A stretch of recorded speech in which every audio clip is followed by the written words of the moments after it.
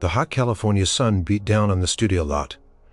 But inside his dressing room, Elvis Presley felt a different kind of heat, a slow, simmering frustration. Another day, another script full of catchy tunes, sunny beaches, and a predictable plot where he'd win the girl by the final reel.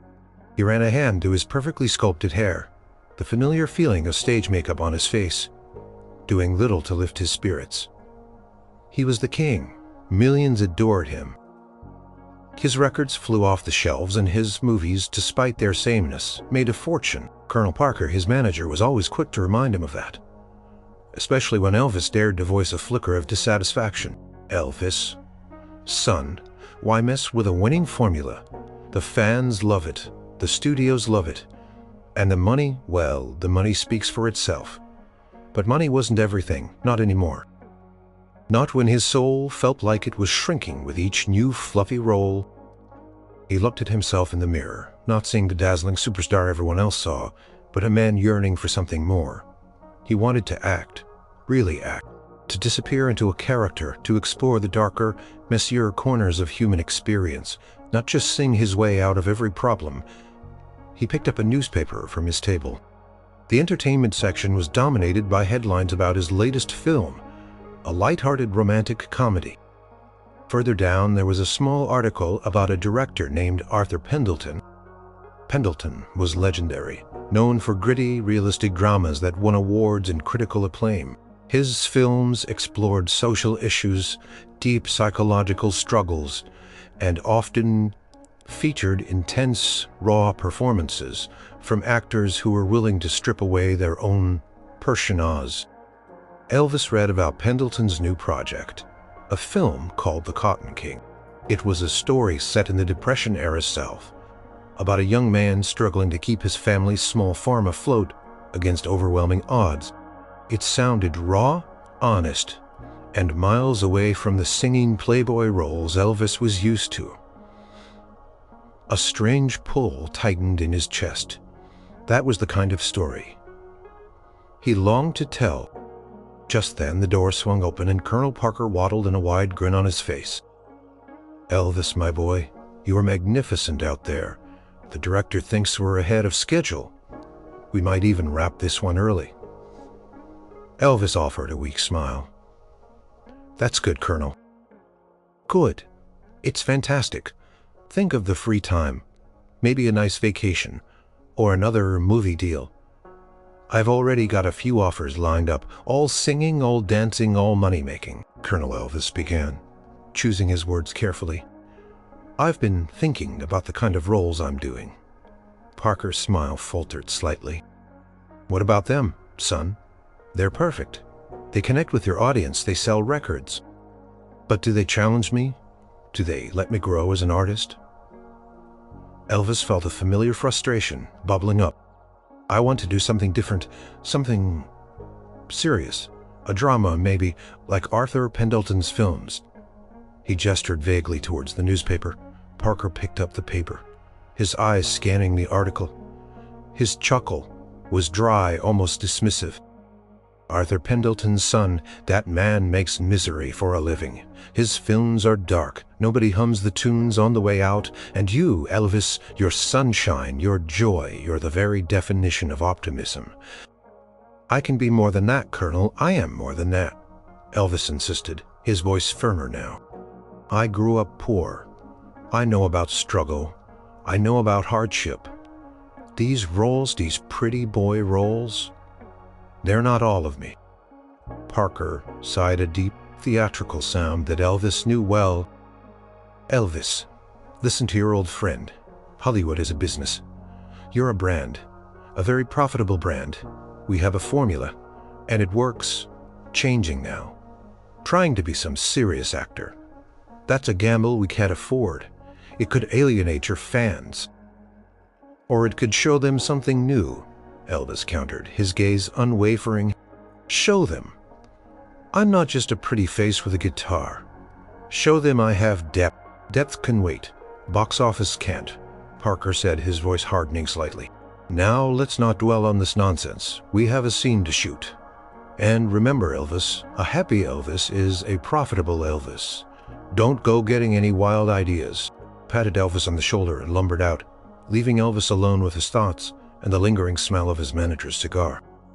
Elvis stared at the newspaper again, his finger tracing the words, "The Cotton King." A small, dangerous seed of an idea began to sprout in his mind. What if he didn't ask the colonel? What if he just tried? The thought was terrifying, but also exhilarating. For the first time in a long time, he felt a flicker of genuine excitement about his career. He knew it would be a huge risk, a massive fight with Parker, but the alternative was to continue down the same predictable path, a path that was slowly but surely extinguishing his artistic flame. Closed his eyes, imagining himself as that struggling young man on the cotton farm, far from the glitz and glamour, and a quiet resolve began to settle deep within him. The next few days were a blur of scheduled appearances and more film scenes that felt increasingly hollow. But beneath the surface, Elvis was making a plan. He knew he couldn't go through Colonel Parker. Colonel would shut it down immediately, probably before Elvis even finished the sentence, so he had to be stealthy. He started by having his personal assistant Marty discreetly make some calls. Marty was a quiet, loyal man who understood Elvis's unspoken frustrations. "Marty," Elvis had said, "I need to know how to get in touch with Arthur Pendelton. Not through the usual channels, just quietly." Marty, sensing the deep sincerity in Elvis's voice, nodded without a word. It took a couple of days, but Marty came back with an address for Pendelton's production office and a schedule for open casting calls for The Cotton King. The film was still in pre-production, and Pendleton was known for doing exhaustive searches for his actors, often preferring unknown talents if they fit the role perfectly. An open call, Elvis mused, a strange mix of fear and excitement churning in his stomach. Me, Elvis Presley, going to an open audition? It was unheard of. He hadn't auditioned for anything since his very first record deal years ago. It says here, he's looking for someone with a very specific grit and vulnerability, Marty explained, reading from a memo. Someone who can convey deep internal struggle. Grit and vulnerability. Elvis knew he had both hidden beneath layers of showmanship and fame. He remembered growing up in Tupelo, the struggles his family faced, the quiet determination his mother had, the hard work of his father. He understood struggle. He understood what it meant to go without the day of the audition arrived. Elvis chose his disguise carefully. A simple dark suit, a pair of dark sunglasses, and a fedora pulled low. No flashy jewelry, no signature swagger. He looked like any other aspiring actor trying to blend in. Getting out of the house unnoticed was a challenge, but Marty was a master of diversion. The waiting room was packed with hopefuls, all looking nervous, clutching headshots and resumes. Elvis sat in a corner, his heart thumping. He felt like an imposter, yet also profoundly authentic. This was him, stripped bare of his celebrity, waiting for a chance to prove himself based purely on his ability. Finally, his name, or rather, the assumed name he gave, was called Jesse Garon, he told the receptionist, using his stillborn twin brother's name, a quiet nod to his roots. He walked into the audition room. It was stark, just a table, a couple of chairs, and a lone camera. Arthur Pendelton sat behind the table, a man in his late 50s with intelligent, weary eyes that seemed to miss nothing. He had a reputation for being intense but fair. Next to him was a casting director and a script supervisor. Pendleton looked up, and for a split second Elvis thought he saw a flicker of recognition in the director's eyes. But Pendelton just gestured to a chair. "Mr. Garon, thank you for coming in. We have a scene for you to read." He handed Elvis a few pages. It's the scene where the young man Jeremiah faces the bank foreman who's threatening to foreclose on his family's farm.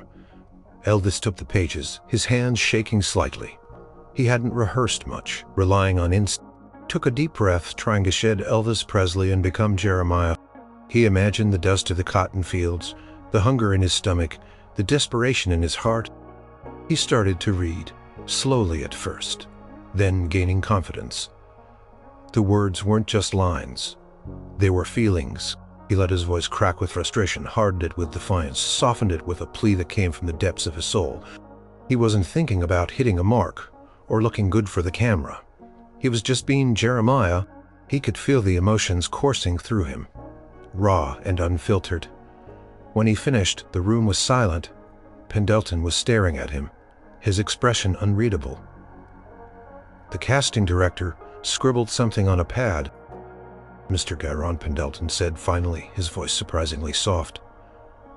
"That was unexpected." He paused. "Are you familiar with our work?" Elvis nodded. "I admire it very much, sir. I believe in telling real stories." Pendelton leaned forward, his gaze piercing. "You have a very distinctive presence, Mr. Garon. Have you done much acting before?" Elvis hesitated. This was the moment of truth. "Yes, sir, quite a bit, though not this kind of role." Pendleton's lips quirked into a small, almost imperceptible smile. "I see. Well, thank you for coming in." Elvis left the room, his mind reeling. He had no idea. Had Pendleton seen through his disguise? He walked out into the busy street, melting back into the crowd, the disguise feeling heavier. Now days turned into a week. No call. Elvis tried to forget about it, but the hope clung to him like a stubborn burr. He filmed more frivolous scenes, each one feeling like a lie. Then late one evening, the phone rang in his private study. It was Marty. "Elvis," he whispered, his voice laced with excitement. "You got a call from Arthur Pendelton's office? They want to set up a meeting with you, not Jesse Garon, but you, Elvis Presley." Elvis's breath caught. He had seen past the sunglasses and the assumed name, and he still wanted to talk. A surge of exhilaration, unlike any he'd felt from a sold-out concert or a platinum record, washed over him. This was it. This was his chance. He knew the fight with Colonel Parker was coming, and it would be epic. But suddenly he felt ready for it. More than ready. He felt alive.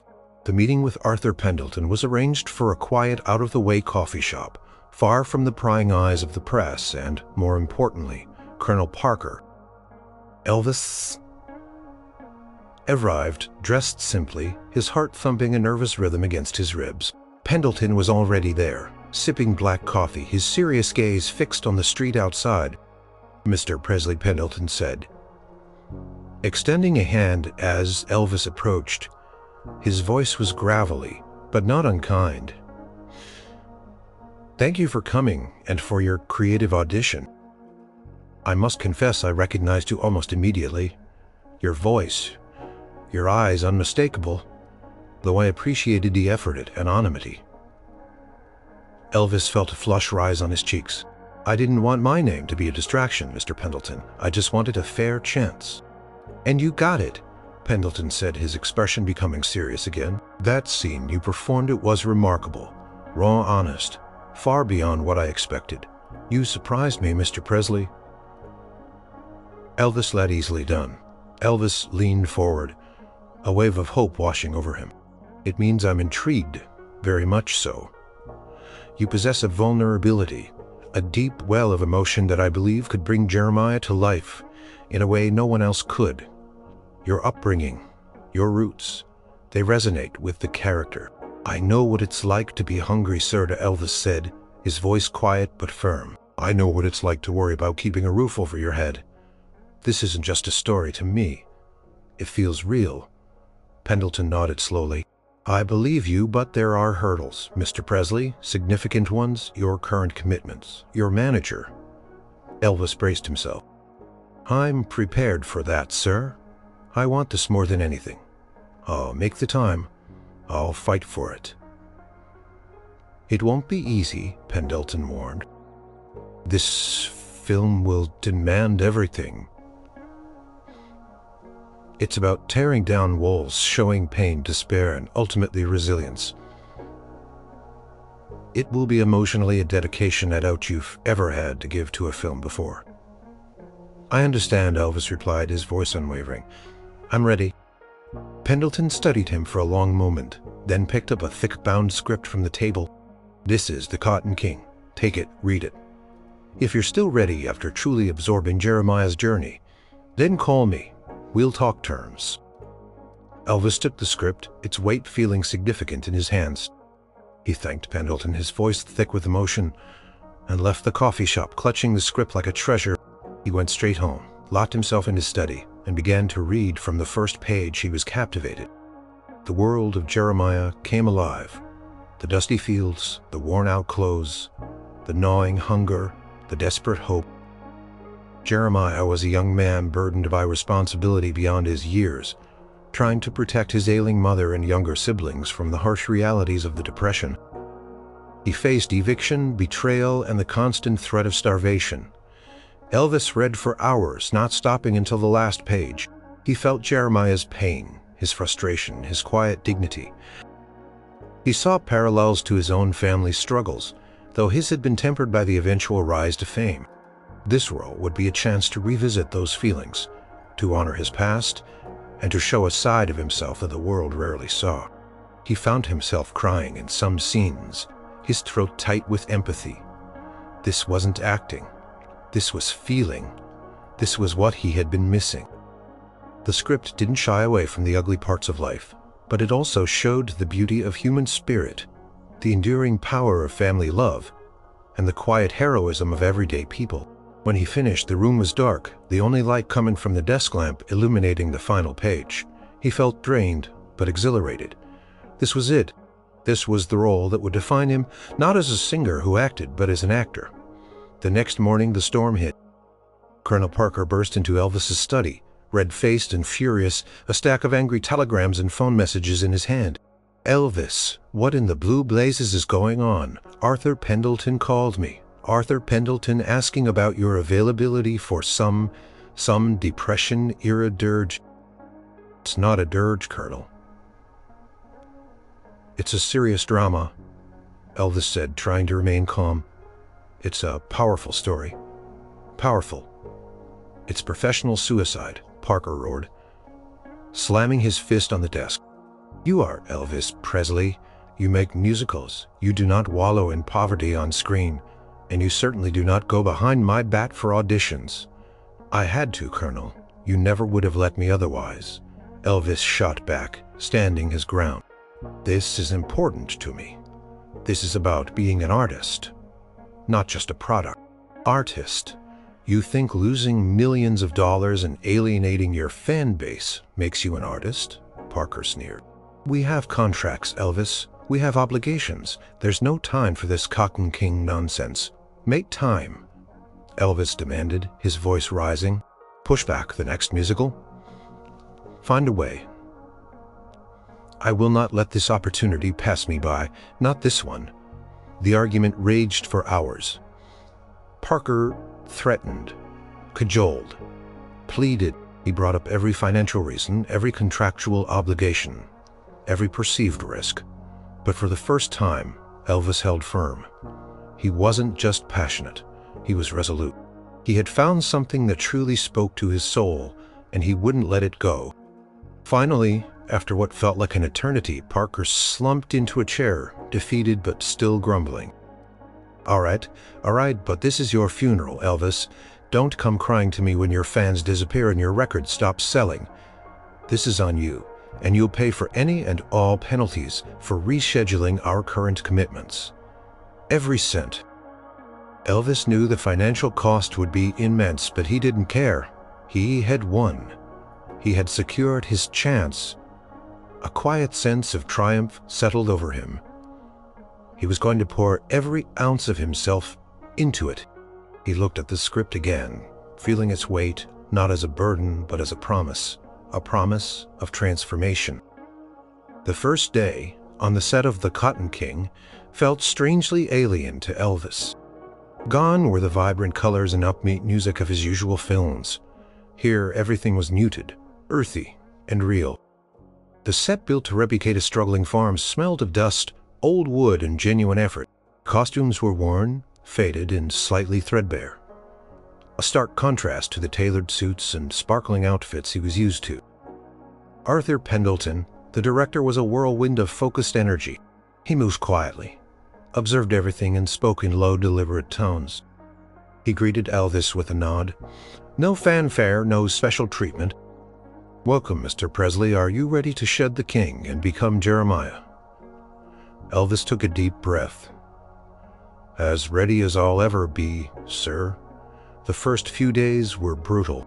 Pendleton's approach was unlike anything Elvis had experienced. There were no quick takes, no relying on charm or a catchy tune to carry a scene. Pendleton demanded authenticity. He would often let the cameras roll for extended periods, encouraging the actors to simply be in the moment to find the truth in the silences as much as in the dialogue. Less Presley, more Jeremiah, Elvis, Pendleton would say gently but firmly. After a take where Elvis might have unconsciously struck a pose or let a touch of his usual showmanship creep in. Jeremiah doesn't smile to win over the audience. He smiles because he's trying to hold on to hope, even when it's crumbling around him. Elvis felt a flush of embarrassment. He was used to being praised, not critiqued so intensely. I'm trying, sir. It's just different. I know it is, Pendleton said, his voice softening slightly. But you have it in you. I saw it in the audition. Remember where you came from, Elvis. Remember that hunger. Remember that desperation. Let it fuel Jeremiah. He pointed to an old rusted piece of the plow. See this bolt? It's stuck. Imagine your whole family's future depends on getting this one bolt loose, and it won't budge. What does that feel like? What does that do to you? Elvis looked at the bolt, then at his hands, calloused from years of guitar playing, but not from manual labor. He closed his eyes, forcing himself to go back to Tupelo, to his father, struggling to find work, to the feeling of his stomach grumbling with hunger. He remembered the humiliation of being poor, the quiet pride of trying to make do. When Pendleton called action, again Elvis approached the plow. This time his movements were heavier, his jaw clenched, his eyes reflecting a deep weariness. He struggled with the bolt, grunting with effort, his knuckles scraping against the metal. When it still wouldn't move, he didn't just throw his wrench down. He leaned against the plow, his head bowed, his shoulders slumped in a posture of utter defeat. The silent despair was far more powerful than any outburst. Cut, Pendleton called, and this time there was a hint of satisfaction in his voice. Yes, Elvis, that was it. That was Jeremiah. Elvis felt a surge of relief, but also something else. A deep sense of accomplishment. It was hard work, truly hard work, but it was also incredibly rewarding. He was learning to tap into emotions he hadn't fully explored since his childhood, emotions buried beneath the layers of fame and adoration. His co-stars, initially skeptical of the superstar in their midst, slowly began to warm to him. Mary, who played his ailing mother, was a veteran stage actress with a kind grandmotherly demeanor. She saw his struggle and offered quiet encouragement. You're doing well, son, she'd whisper between takes. Just keep breathing, keep feeling. The crew, too, respected his dedication. He wasn't demanding a huge trailer or special treatment. He ate lunch with them, listened to their stories, and genuinely tried to learn. He saw the craftsmanship, the artistry, in every single person working on the film, from the lighting technicians to the set designers. But the physical demands were also taking their toll. He was thinner than usual, his face etched with a fatigue that was becoming genuine. He'd often go back to his hotel room, mentally and emotionally exhausted, and lie awake still in Jeremiah's world. Colonel Parker called daily, full of complaints about the lost money, the slow pace, and Elvis's increasingly gaunt appearance. You look like you're starving yourself, son. This isn't good for the image. Where's the pep? Where's the sparkle? Elvis would just grunt in response. He knew Parker wouldn't understand. This wasn't about sparkle. It was about grit. And for the first time, he felt like he was truly earning his stripes, not just as a performer, but as an artist. He was stripping away the veneer, and though it hurt, he knew it was necessary. Jeremiah was slowly but surely taking over. Weeks bled into months on the set of The Cotton King. Elvis continued to push himself, often feeling like he was walking a tightrope, trying to balance the demands of Pendelton's intense direction with his own ingrained habits of performance. He was learning to trust his instincts, to let go of the need to look good, and to simply be the character. The film's schedule was grueling. They shot on location in actual dusty fields, and during long hours under the relentless sun, Elvis often went without proper meals for scenes requiring hunger, his body feeling the real weight of Jeremiah's plight. He found himself thinking less and less about his own fame, and more about Jeremiah's struggles, his quiet dignity, his desperate hope. One day they were scheduled to shoot a pivotal scene. Jeremiah's father has just passed away, leaving the young man already burdened with the crushing responsibility of being the sole provider for his mother and younger siblings. Jeremiah is alone in the small, dilapidated barn, overcome by grief and the sheer impossibility of his situation. Pendelton had explained his vision for the scene. Jeremiah is beyond tears, Elvis. He's beyond anger. He's just broken, empty. But there's a flicker of something, a stubborn refusal to completely surrender. Elvis felt an audibly stomach. The scene felt incredibly personal. He remembered his own mother's death, the profound, gut-wrenching grief. He had to tap into that, but for Jeremiah, the grief was intertwined with an almost unbearable pressure. They did a few takes. Elvis tried to convey the despair, but Pendelton wasn't satisfied. "It's good, Elvis," he'd say, "but it's not there. It's still a performance. I need you to let go." Elvis felt himself getting frustrated, not with Pendelton, but with his own limitations. He knew the emotion was inside him, but he couldn't quite unlock it. He walked off to a corner of the barn, away from the crew, trying to clear his mind. He thought of his mother Gladys and how fiercely she had protected him, how she had worried about his future. He thought of Jeremiah's father, a good man, worn down by hard times and the unfairness of it all. He remembered the feeling of being a teenager still living in poverty, the dreams of becoming a singer seeming impossibly far away, the fear of failure, the weight of his family's expectations on his young shoulders. He hadn't just read about Jeremiah's life.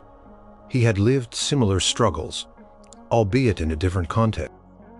Pendelton, sensing Elvis's internal struggle, approached him quietly. "Elvis," he said, his voice softer than usual, "don't try to act. Just let it happen. What if this was real?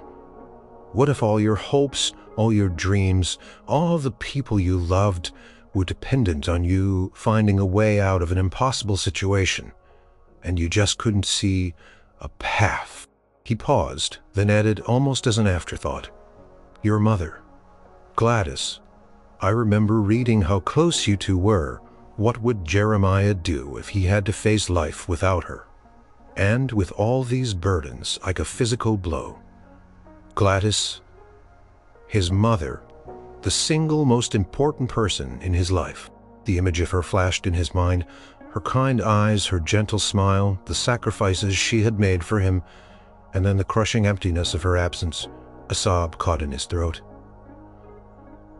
Raw and involuntary, he felt the grief welling up, not just for Jeremiah, but for himself, for the losses he had endured, for the simple life he had left behind. "Action," Pendelton called, sensing the shift. Elvis walked back into the frame. He didn't say a word. He just stood there in the dim light of the barn, his shoulders shaking.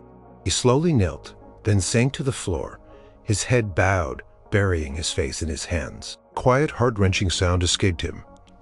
A choked gasp, a shuddering breath, the sound of a spirit truly breaking. He wasn't crying big theatrical tears. It was a silent, profound weeping, the kind that rips through you from the inside out. His whole body convulsed with the unspoken sorrow and the overwhelming weight of Jeremiah's world. The cameras kept rolling. No one spoke. Crew stood transfixed, watching, not Elvis Presley but Jeremiah, consumed by his grief and his impossible burden. It was utterly devastating and utterly real. Finally, after what felt like an eternity, Pendelton softly called, "Cut! Print that one." His voice was hoarse with emotion. Elvis slowly lifted his head, his face streaked with tears, his eyes red and swollen.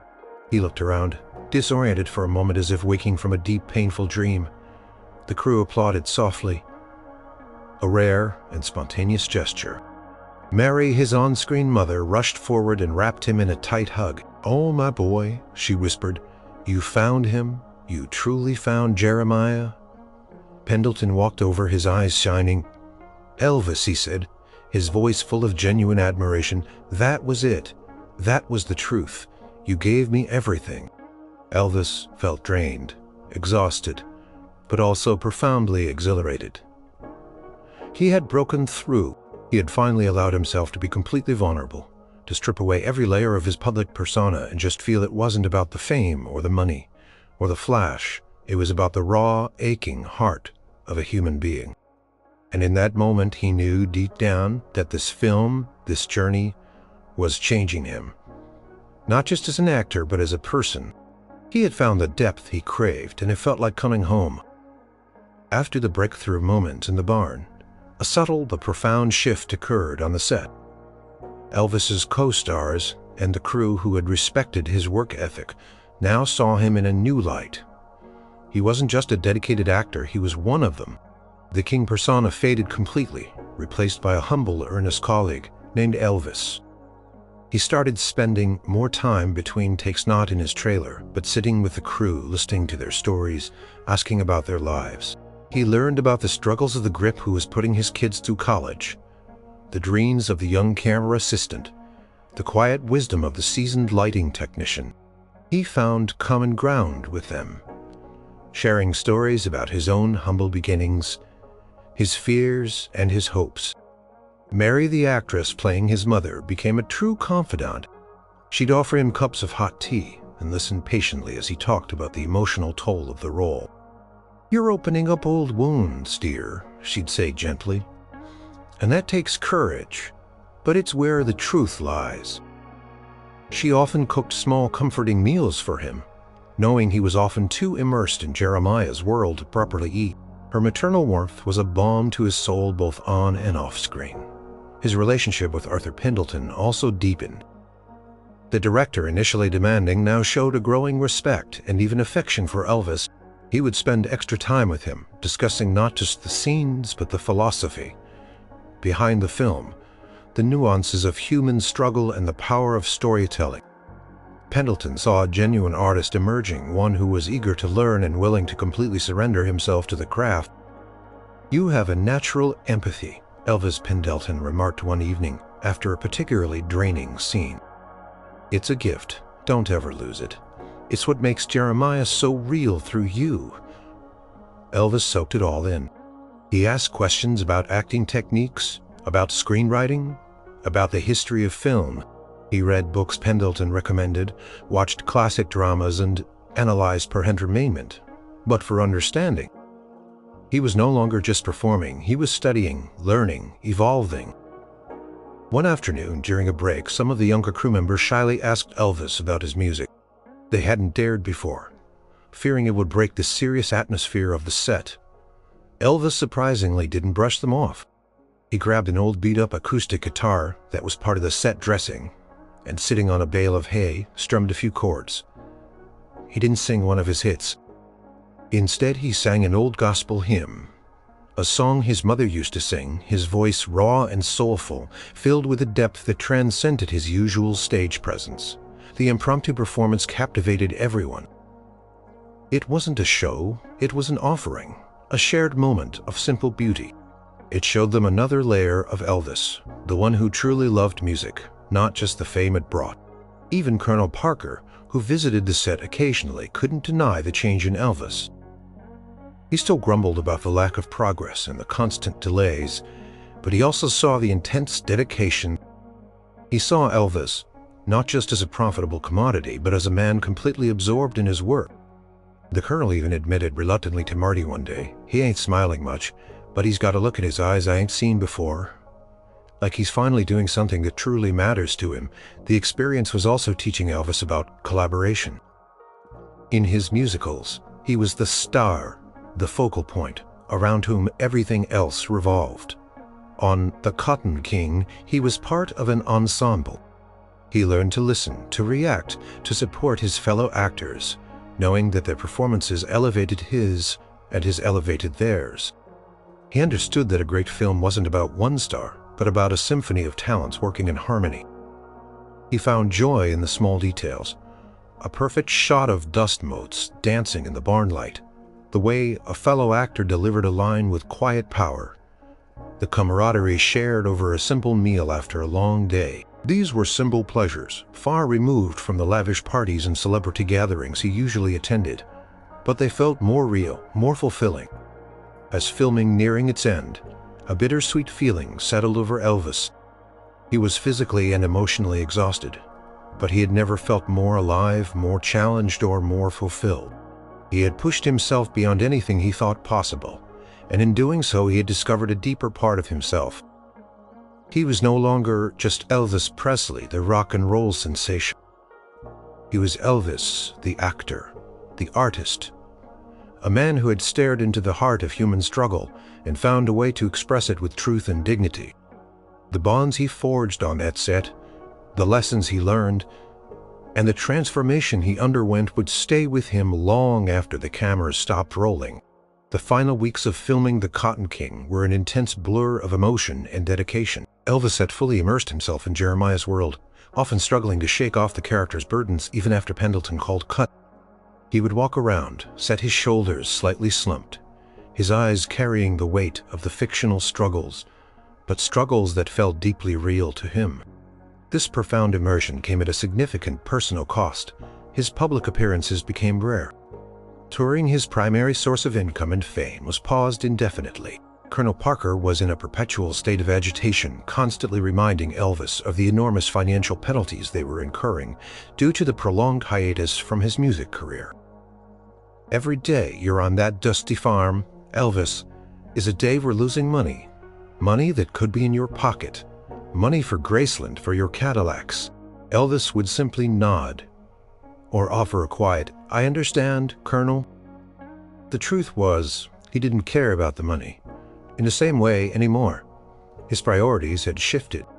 He was chasing something far more valuable than wealth or fame: artistic integrity and personal growth. His personal life also suffered.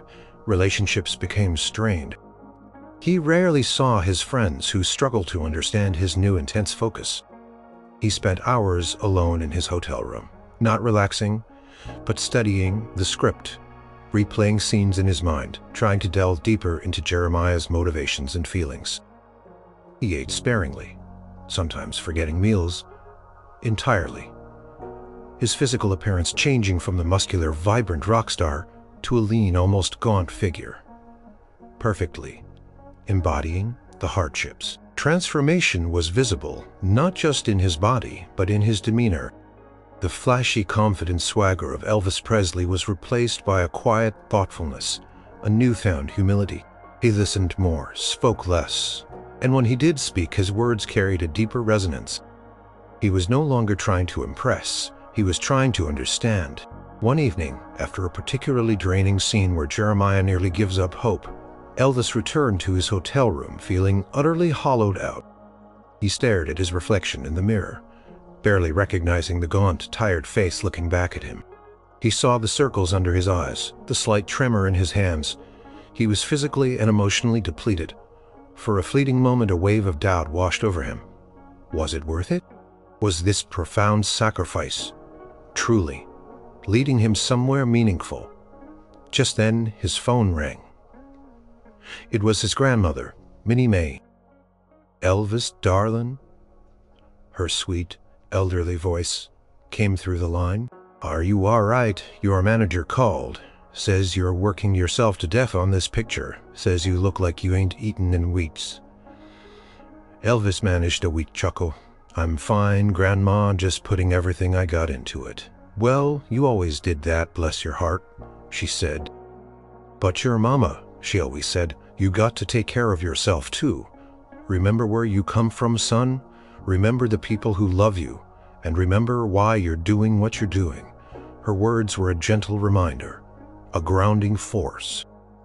He remembered his mother's fierce belief in him, her sacrifices, He remembered his own childhood dreams of making something of himself, of telling stories, of giving voice to the struggles of his people. He wasn't doing this for fame or money. He was doing it for the truth. He looked at his reflection again, and this time he saw something different in his eyes. Not just exhaustion, but a fierce determination, a quiet pride. He was becoming someone new, someone stronger, someone more profound. He was shedding the superficial layers of his stardom and rediscovering the core of who he was. The director, Arthur Pendelton, noticed this growth. He saw the depth of Elvis's commitment, the way he willingly embraced the pain and discomfort of the role.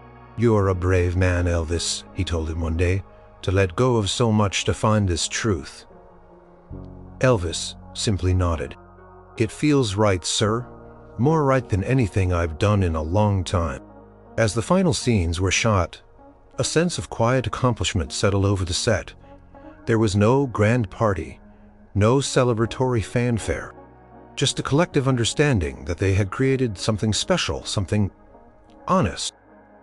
When Pendelton finally called "It's a wrap" on Elvis's last scene, a powerful wave of emotion washed over him. He felt relief, yes, but also a deep, almost spiritual fulfillment. He had given his all. He had sacrificed his comfort, his fame, his public image for a chance to be truly seen as an artist. He had found a new dimension within himself, a strength and vulnerability he hadn't known existed. He knew the road ahead with Colonel Parker and the music industry would be difficult, but he also knew with unwavering certainty that he would never go back to the way things were. He was changed, irrevocably and profoundly, and for the first time in a long time he felt truly, authentically himself. The post-production phase of The Cotton King was quiet, deliberate, much like Arthur Pendelton himself. Elvis returned to Graceland, physically and emotionally drained but creatively invigorated.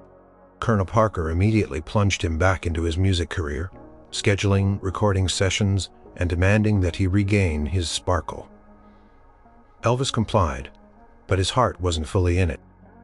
He found himself humming the melancholic tunes of The Cotton King more often than his own rock and roll hits. Weeks turned into months. There was no big promotional push for The Cotton King. No flashy billboards or magazine spreads featuring Elvis. Pendelton preferred to let the film speak for itself, relying on word of mouth and critical reception.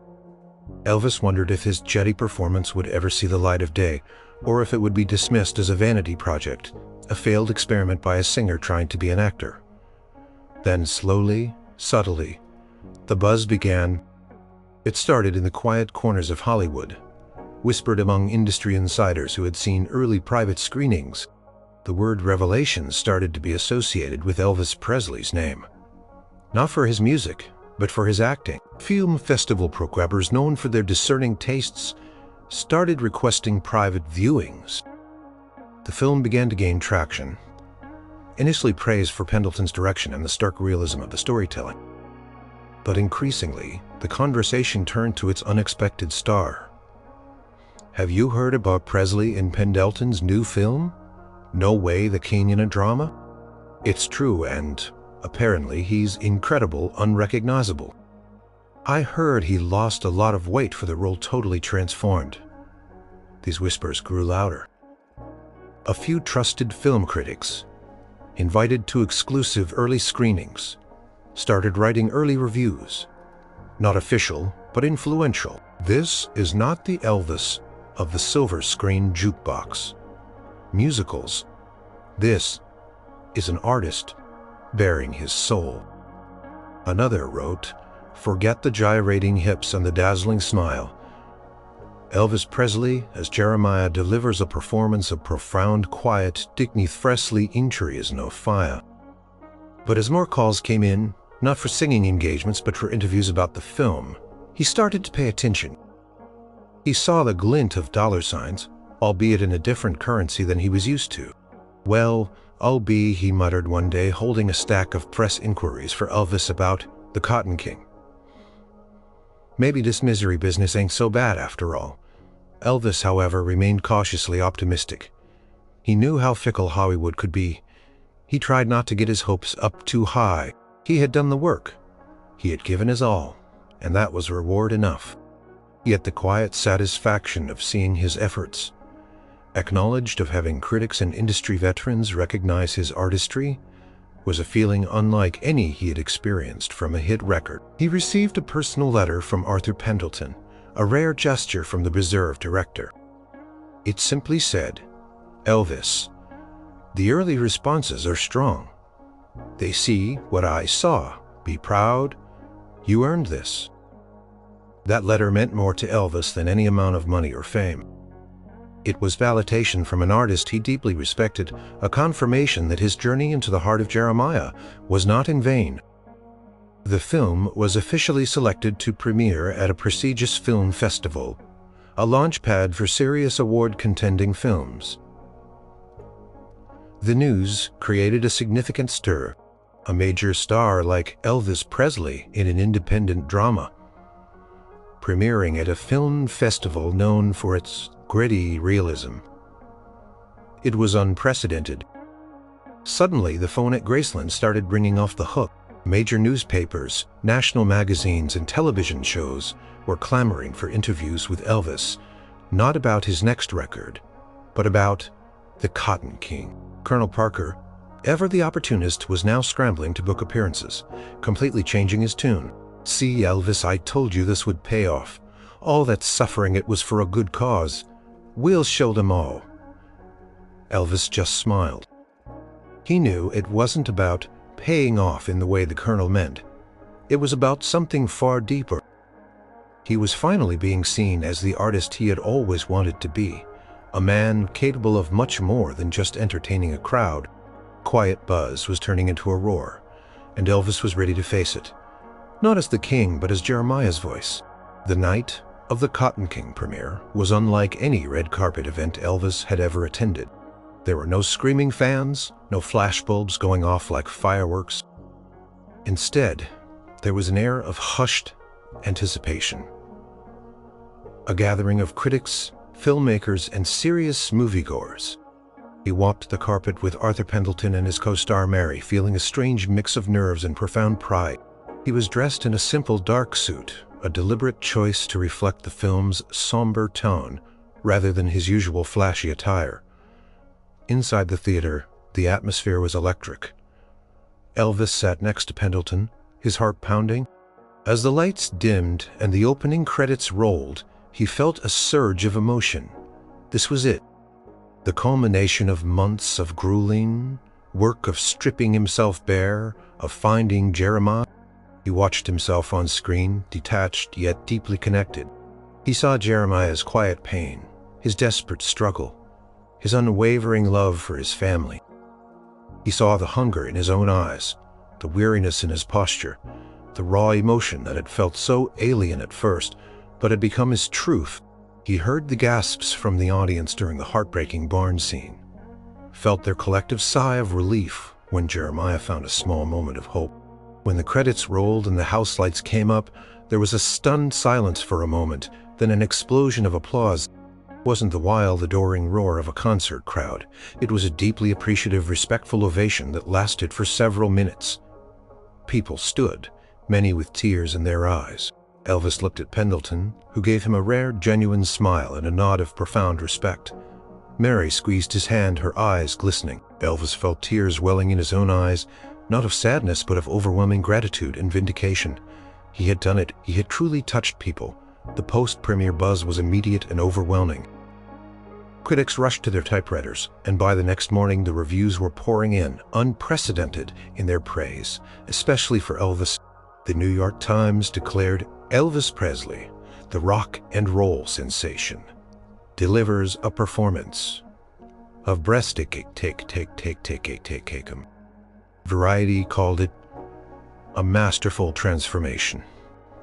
Presley, long relegated to lightweight musicals, proves himself a dramatic force to be reckoned with, steeped in authentic emotion and quiet despair, yet radiating an undeniable resilience. An undeniable resilience, an Oscar-worthy perfectionation. Even the mainstream press, which usually focused on his music and celebrity antics, was forced to acknowledge the artistic achievement. Life magazine featured a stark black and white photo of Elvis as Jeremiah on its cover with the headline, "The King, Undressed, Elvis Presley's Stunning Reinvention." Colonel Parker, initially bewildered by the critical adoration for a film he had so vehemently opposed, quickly pivoted. He now walked around with a self-satisfied smirk, acting as if he had orchestrated the entire project. "I always knew he had it in him. Always told him, 'Elvis, show him your range.'" He'd crow to anyone who would listen, conveniently forgetting his earlier protests. But Elvis knew the truth. This was his triumph, earned through sacrifice, hard work, and a stubborn refusal to give up on his artistic dreams. He was no longer just a singing idol. He was a respected actor. Directors he had long admired were suddenly calling, expressing interest in working with him. Serious scripts landed on his desk, not just musical comedies. The most profound impact was internal. Elvis felt a new sense of purpose, a deep satisfaction that transcended album sales or concert tickets. He had proven to himself and to the world that he was more than a commodity. He was an artist with depth, capable of profound emotional expression. He had walked through fire, shed his old skin, and emerged as someone new, someone he truly respected. The reviews weren't just praise for a performance. They were validation for a journey of self-discovery. He felt lighter, yet stronger, filled with a quiet confidence that he had never possessed before. The battle had been won, and the next chapter of his life was just beginning. The weeks following the premiere of The Cotton King were a whirlwind. The film garnered critical acclaim across the board, playing to packed houses and earning a surprising amount of box office revenue for a serious drama.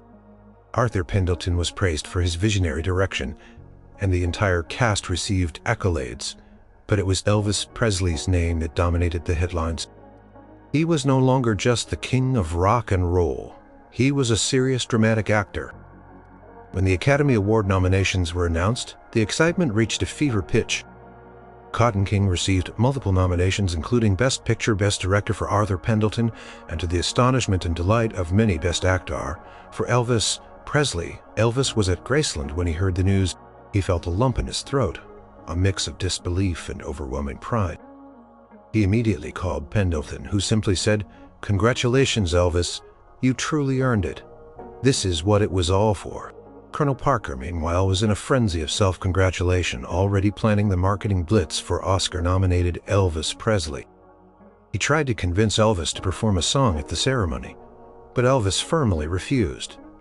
"Tonight, Colonel," he said, "I'm just an actor. Oscar night arrived." The Shrine Auditorium was abuzz with Hollywood's elite, but all eyes were on the unlikely nominee from Memphis.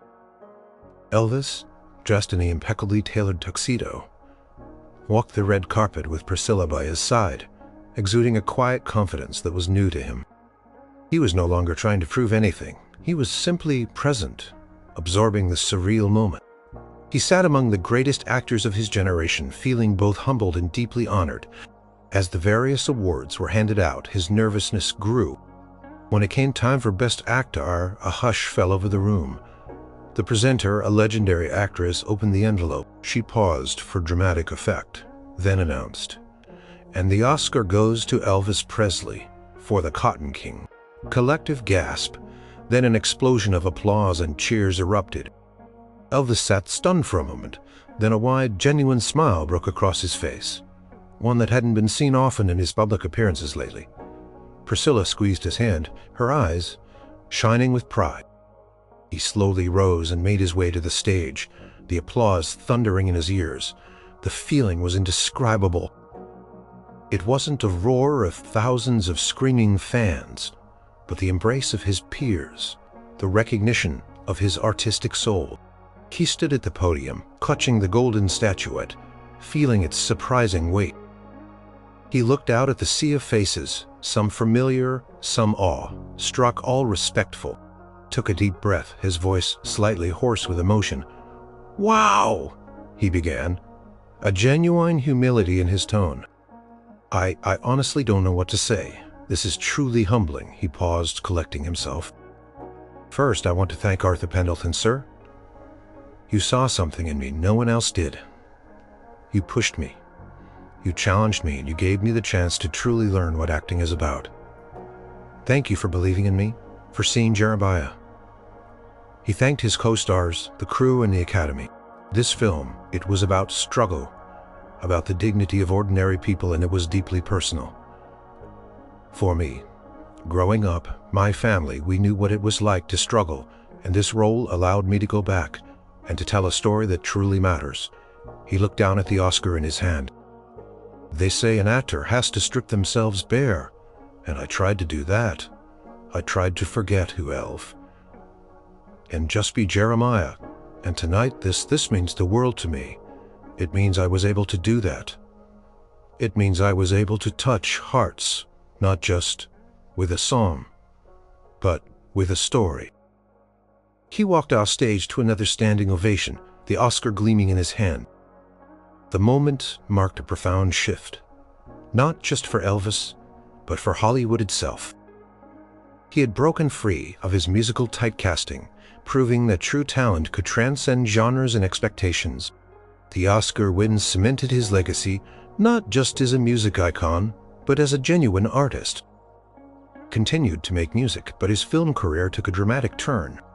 He went on to star in more serious, critically acclaimed films, forever changing the public perception of him. He became a respected actor, his dramatic performances proving that his charisma was more than just showmanship. It was a deep well of empathy and artistic talent. Elvis Presley, the king of rock and roll, had found his true voice in the quiet desperation of a character named Jeremiah.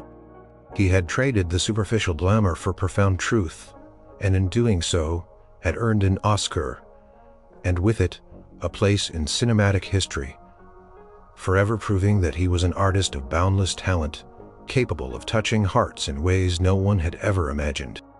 His journey from a simple boy with a guitar to an Oscar-winning actor became a heartwarming testament to the power of artistic courage and the enduring pursuit of one's true calling.